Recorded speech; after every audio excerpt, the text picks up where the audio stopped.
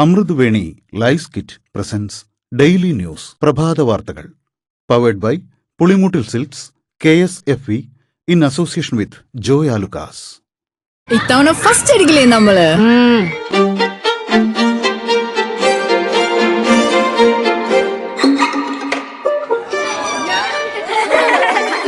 കുട്ടികൾക്കൊക്കെ പെയിൻ ശല്യം ഉണ്ടാകും. അതുകൊണ്ട് ലൈസ് കിറ്റ് ഉപയോഗിച്ച് ക്ലാസ്സിൽ വരാൻ പ്രത്യേകം ശ്രദ്ധിക്കണം. ലൈസ് കിറ്റ് ലൈസ് റിമൂവർ പെയിൻ ശല്യത്തിൽ നിന്നും ഉടനടി ആശ്വാസം. നമസ്കാരം, ഞാൻ ഡേസി ബിജു. ഡെയിലി ന്യൂസിന്റെ പ്രഭാത വാർത്തകളിലേക്ക് സ്വാഗതം. ഇന്ന് ഓഗസ്റ്റ് 10 തിങ്കളാഴ്ച. സംസ്ഥാനത്തെ മഴക്കെടുതിയിൽ 121 കോടി രൂപയുടെ കൃഷിനാശം. മഴ മൂലം 45,000 കർഷകർക്ക് നാശനഷ്ടമുണ്ടായെന്നും കൃഷിമന്ത്രി ടി സിദ്ദീഖ്. കർഷകർക്ക് സഹായം നൽകുമെന്നും വിവിധ ധനകാര്യ ഏജൻസികളുടെയും ഉന്നത ഉദ്യോഗസ്ഥരുടെയും യോഗം നാളെ വിളിച്ചിട്ടുണ്ടെന്നും മന്ത്രി വ്യക്തമാക്കി.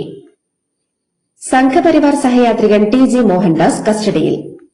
ഡൽഹിയിൽ സമരം ചെയ്ത വിദ്യാർത്ഥികളെ വെടിവെച്ച് കൊല്ലണമെന്നും പെൺകുട്ടികളെ ബലാത്സംഗം ചെയ്യണമെന്നും അധിക്ഷേപിച്ചെന്ന കേസിലാണ് അറസ്റ്റ്. വൈദ്യപരിശോധനയ്ക്ക് ശേഷം രാത്രി തിരുവനന്തപുരത്തെത്തിച്ച ഇയാളെ ഇന്ന് കോടതിയിൽ ഹാജരാക്കും.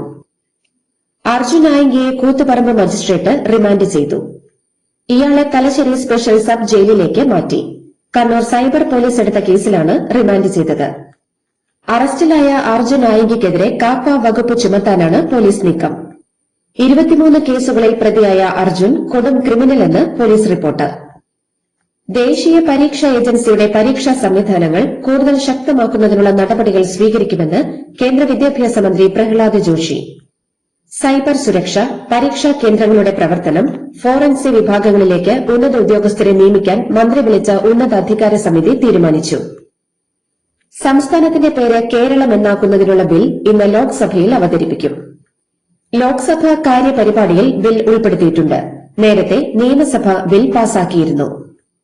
മത്സ്യത്തൊഴിലാളികളെ കാണാതായ സംഭവം പുത്തരിയല്ലെന്നും കഴിഞ്ഞ സർക്കാരിന്റെ കാലത്ത് 148 പേരെയാണ് കടലിൽ കാണാതായതെന്നും പിണറായി വിജയന് മറുപടിയുമായി മുഖ്യമന്ത്രി VD സതീശൻ. ഇത്തവണ 3 പേരെ കാണാതായി. സർക്കാർ അവരുടെ കുടുംബത്തോടൊപ്പമാണെന്നും മുഖ്യമന്ത്രി വ്യക്തമാക്കി. സ്വാതന്ത്ര്യ ദിനാഘോഷ ചടങ്ങുകളിൽ വന്ദേമാതരം മുഴുവൻ പാടാൻ നിർദ്ദേശം നൽകിയിട്ടില്ലെന്ന് ലോക്ഭവൻ. വന്ദേമാതരം പൂർണ്ണമായും ചൊല്ലാൻ തീരുമാനിച്ചിട്ടില്ലെന്ന് ആഭ്യന്തരമന്ത്രിയും വ്യവസായ മന്ത്രിയും പ്രതികരിച്ചപ്പോൾ ലോക്ഭവൻ നിർദ്ദേശപ്രകാരമാണ് സർക്കുലർ എന്ന വിശദീകരണമാണ് വിദ്യാഭ്യാസ മന്ത്രി ഷംസുദ്ദീൻ നൽകിയത്. മലപ്പുറത്ത് അനധികൃത സ്ഫോടക വസ്തുശേഖരം പിടികൂടിയ സംഭവത്തിൽ മുഖ്യ സൂത്രധാരൻ TA ഹാരിസിനെ മഞ്ചേരിയിൽ നിന്ന് പിടികൂടിയെന്ന് NIA. ആലപ്പുഴ ജില്ലയിലെ കുട്ടനാട് താലൂക്കിലെ എല്ലാ വിദ്യാഭ്യാസ സ്ഥാപനങ്ങൾക്കും ഇന്ന് അവധി. ആലപ്പുഴ ജില്ലയിൽ ദുരിതാശ്വാസ ക്യാമ്പുകൾ പ്രവർത്തിക്കുന്ന സ്കൂളുകൾക്കും അവധി പ്രഖ്യാപിച്ചിട്ടുണ്ട്.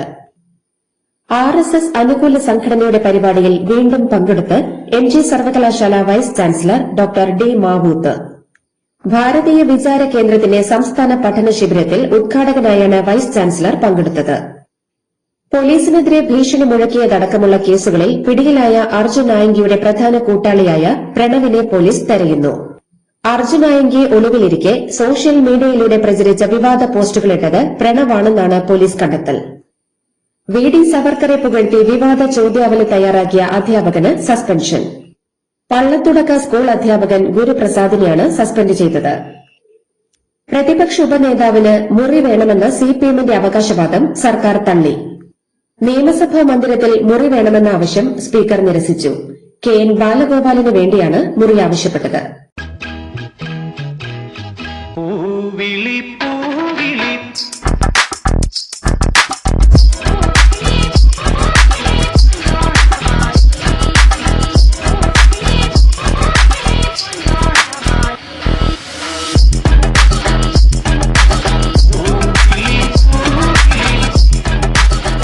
ഈ ഓണം കളറാവട്ടെ പുളിമൂട്ടിൽ സിൽക്സ്.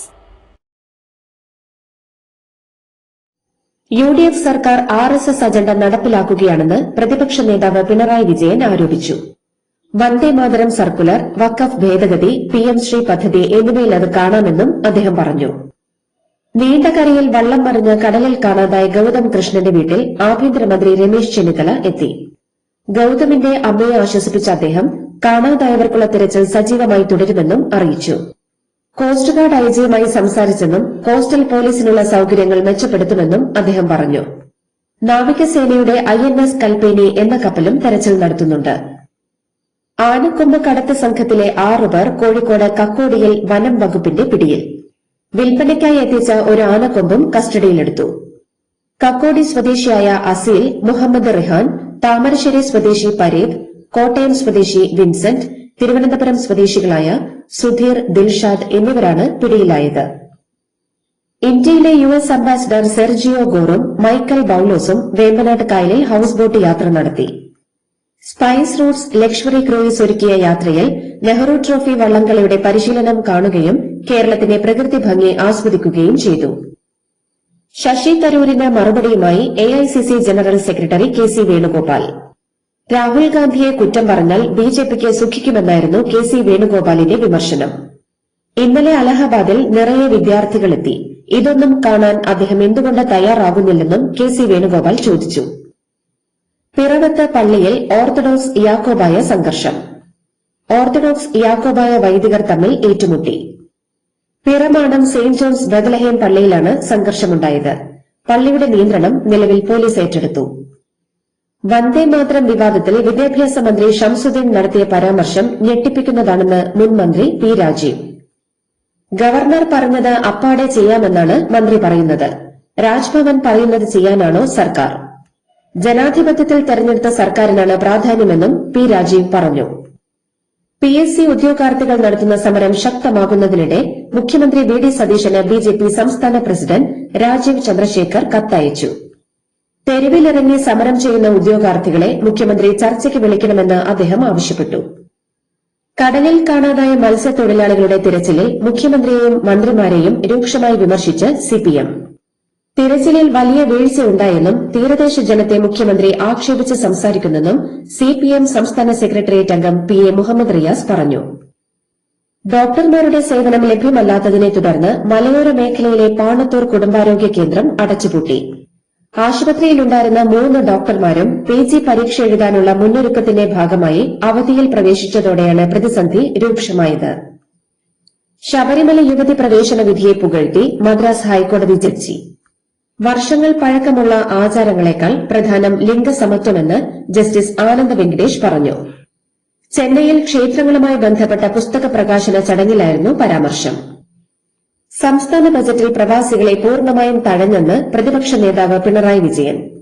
നാടിന്റെ ആവശ്യങ്ങൾക്കായുള്ള ലോക കേരള സഭ ഉൾപ്പെടെയുള്ള പ്രവാസി പദ്ധതികളോട് UDF സർക്കാരിന്റെ സമീപനം എന്താകുമെന്ന് കണ്ടറിയണം.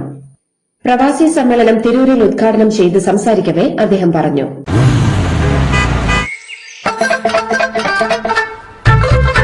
എല്ലാവർക്കും വന്നു ഡാൻഡ്രഫ് എന്തു ചെയ്യും ചേട്ടാ, പേടിക്കണ്ട ഇവിടുണ്ടല്ലോ ഡാൻഡ്രോക്കിൻ ഓയിൽ, ഉടനടി മാറും താരൻ, ഉപയോഗിക്കൂ വേഗം.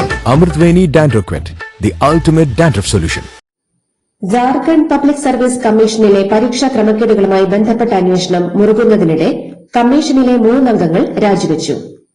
ക്രമക്കേടുകളെക്കുറിച്ചുള്ള അന്വേഷണത്തിന്റെ ഭാഗമായി ചോദ്യം ചെയ്യലിന് ഹാജരാകാൻ CID നോട്ടീസ് നൽകിയതിന് പിന്നാലെയാണ് ഇവരുടെ രാജി. വിദ്യാർത്ഥി പ്രക്ഷോഭത്തിൽ പങ്കെടുത്ത ജൻസികളെ തെറ്റിദ്ധരിപ്പിക്കാൻ ചിലർ ശ്രമിച്ചെന്ന് മുൻ കേന്ദ്ര വിദ്യാഭ്യാസ മന്ത്രി ധർമ്മേന്ദ്ര പ്രധാൻ. ജൻസി തങ്ങളുടെ കുട്ടികളാണ്, അവർക്ക് അഭിലാഷങ്ങളുണ്ട്, അവർ ഇന്ത്യയെ വിശ്വഗുരുവാക്കും.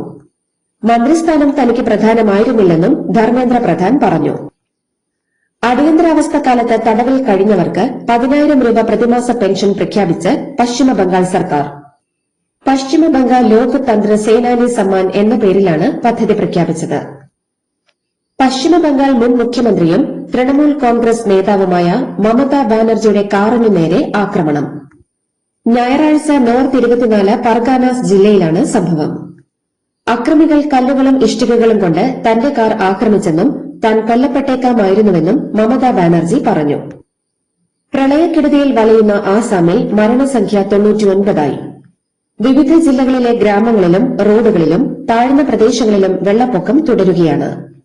12 ജില്ലകളിലെ 460 ഗ്രാമങ്ങളിലുള്ള 1,47,376 ആളുകൾ ഇപ്പോഴും പ്രളയക്കെടുതിയിലാണെന്ന് സംസ്ഥാന ദുരന്ത നിവാരണ അതോറിറ്റി അറിയിച്ചു. ബംഗളൂരു നഗരത്തിലെ വിവിധയിടങ്ങളിലായി പോലീസ് നടത്തിയ പരിശോധനയിൽ അനധികൃത കുടിയേറ്റക്കാരായ 105 ബംഗ്ലാദേശി പൌരന്മാരെ കസ്റ്റഡിയിലെടുത്തു. വൈറ്റ്ഫീൽഡ് ഇലക്ട്രോണിക് സിറ്റി തുടങ്ങിയ മേഖലകളിലാണ് ഓപ്പറേഷൻ മുക്ത എന്ന പേരിൽ പോലീസ് പ്രത്യേക പരിശോധന നടത്തിയത്. മുംബൈ നടിയെ പീഡിപ്പിച്ച കേസിൽ സിനിമാ സംവിധായകൻ അറസ്റ്റിൽ. 33-കാരിയായ നടിയുടെ പരാതിയിൽ ഷക്കീൽ നൂറാനി എന്ന സംവിധായകനാണ് അറസ്റ്റിലായത്. ഇറാന്റെ പരമോന്നത നേതാവ് മുജ്തബ ഖമനേയി ആരോഗ്യവാനായിരിക്കുന്ന ദൃശ്യം പുറത്തുവിട്ട് ഇറാൻ മാധ്യമം. മുജ്തബ ഖമനേയി ഗുരുതരായ അവസ്ഥയിലാണെന്ന ഇസ്രായേലി മാധ്യമത്തിന്റെ റിപ്പോർട്ടിന് പിന്നാലെ ഇറാൻ ഭരണകൂടവുമായി ബന്ധമുള്ള മെഹർ ന്യൂസ് ഏജൻസിയാണ് മുജ്തബ ഖമനേയിയുടെ ദൃശ്യങ്ങൾ പുറത്തുവിട്ടത്. ഗാസയിലെ യുദ്ധം അവസാനിപ്പിക്കുന്നതിനായി അമേരിക്കൻ പ്രസിഡന്റ് ഡൊണാൾഡ് ട്രംപ് മുന്നോട്ടുവച്ച 15 സമാധാന പദ്ധതി തള്ളി ഇസ്രായേൽ. ബോർഡ് ഓഫ് പീസ് എന്ന പേരിലാണ് ട്രംപ് സമാധാന പദ്ധതി മുന്നോട്ടുവച്ചിരുന്നത്. ഈ നിർദ്ദേശം തള്ളുന്നതായാണ് ഇസ്രായേൽ പ്രധാനമന്ത്രി ബെഞ്ചമിൻ നെതന്യാഹു വ്യക്തമാക്കിയത്. നിരോധിത ഭീകര സംഘടനയായ ലഷ്കർ ഇ തോയ്ബയുടെ മുതിർന്ന കമാൻഡർ ഖാരെ സയ്യിദ് അബ്ദുൾ അസീസിനെ ദുരൂഹ സാഹചര്യത്തിൽ മരിച്ച നിലയിൽ കണ്ടെത്തി. പാകിസ്ഥാനിലെ ഇസ്ലാമാബാദിൽ മോസ്കിൽ പ്രാർത്ഥനയ്ക്കായി എത്തുന്നതിന് മുൻപ് ഖാരെ സയ്യിദ് അബ്ദുൾ അസീസ് കുഴഞ്ഞു വീഴുകയായിരുന്നു. പാകിസ്ഥാൻ, സൌദി അറേബ്യ, തുർക്കി എന്നീ രാജ്യങ്ങൾ ചരിത്രപരമായ മക്ക സംയുക്ത പ്രതിരോധ കരാറിൽ ഒപ്പുവച്ചു. ഈ കരാർ തികച്ചും പ്രതിരോധ സ്വഭാവമുള്ളതാണെന്നും മേഖലയിൽ സമാധാനവും സ്ഥിരതയും ഉറപ്പാക്കുകയാണ് ലക്ഷ്യമെന്നും പാക് വിദേശകാര്യമന്ത്രി ഇഷാഖ് ദാർ വ്യക്തമാക്കി. 2027 നടക്കാനിരിക്കുന്ന ICC പുരുഷ ഏകദിന ലോകകപ്പിലേക്ക് നേരിട്ട് യോഗ്യത നേടുന്നതിൽ വെസ്റ്റ് ഇൻഡീസ് പരാജയപ്പെട്ടു. ഇനി യോഗ്യതാ മത്സരങ്ങൾ കളിച്ചാൽ മാത്രമേ വെസ്റ്റ് ഇൻഡീസിന് ലോകകപ്പ് ടിക്കറ്റ് ഉറപ്പാക്കാൻ സാധിക്കൂ. 2027 ഒക്ടോബർ, നവംബർ മാസങ്ങളിലാണ് ലോകകപ്പ് മത്സരം. ലോക അണ്ടർ-20 അത്ലറ്റിക്സ് ചാമ്പ്യൻഷിപ്പിൽ ഇന്ത്യയ്ക്ക് അഭിമാനിക്കാൻ ഇരട്ട മെഡൽ നേട്ടം. ഹൈജമ്പിൽ ബസന്ത് കുമാർ മേഘ്വാൾ വെള്ളി മെഡൽ നേടിയപ്പോൾ ലോങ് ജമ്പിൽ ഷാനവാസ് ഖാൻ വെങ്കലം കരസ്ഥമാക്കി. പരിക്കേറ്റ സായ് സുദർശന് പകരം മുംബൈ താരം സർഫറാസ് ഖാനെ ശ്രീലങ്കയ്ക്കെതിരായ ടെസ്റ്റ് ക്രിക്കറ്റ് പരമ്പരയ്ക്കുള്ള ഇന്ത്യൻ ടീമിൽ BCCI ഉൾപ്പെടുത്തി. ടീം പ്രഖ്യാപിച്ചതിനുശേഷം പരിക്ക് മൂലം ഒഴിവാക്കപ്പെടുന്ന രണ്ടാമത്തെ താരമാണ് സായ് സുദർശൻ. ഇതോടുകൂടി ഡെയിലി ന്യൂസിന്റെ ഇന്നത്തെ പ്രഭാത വാർത്തകൾ സമാപിക്കുന്നു. ഡെയിലി ന്യൂസിന് വേണ്ടി വാർത്തകൾ വായിച്ചത് ഡെയ്സി ബിജു. ഡെയിലി ന്യൂസ് ലൈവ്.in വാർത്തകൾ വിരൽ തുമ്പിൽ.